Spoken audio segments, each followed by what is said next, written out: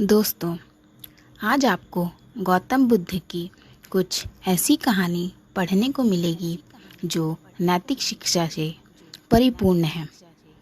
तो आइए शुरू करते हैं। एक समय की बात है, महात्मा बुद्ध अपनी तपस्या में लीन थे। उन्हें तपस्या में बैठे हुए कई दिन बीत चुके थे। तभी एक शिकारी उस रास्ते जा रहा था। उस शिकारी ने महात्मा बुद्ध को पहचान लिया। शिकारी ने महात्मा बुद्ध के बारे में बहुत बड़ाई सुनी थी, किंतु वह महात्मा बुद्ध की बड़ाई से संतुष्ट नहीं था। उसने परीक्षा लेने के लिए सोचा। शिकारी पहले तो महात्मा बुद्ध को एक छोटा सा पत्थर फेंककर मारता है, किंतु महात्मा बुद्ध कोई प्रतिक्रिया नहीं करते हैं,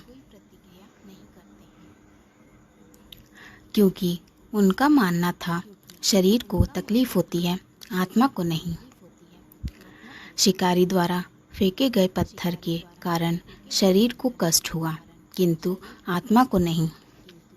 शिकारी कुछ समय सोचता रहा, महात्मा बुद्ध कुछ प्रतिक्रिया करेंगे, किंतु महात्मा बुद्ध अपनी तपस्या में लीन थे।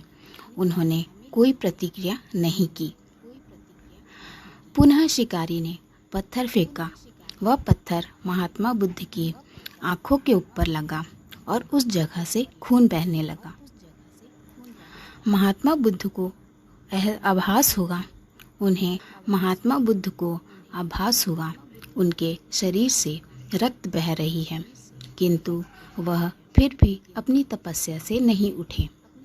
शिकारी को गुस्सा आया और उसने पुनः एक पत्थर और महात्मा बुद्ध की ओर फेंका। महात्मा बुद्ध के शरीर से अब खून अधिक बहने लगी। इतनी पीड़ा महसूस कर महात्मा बुद्ध की आंखों से आंसू निकलने लगा।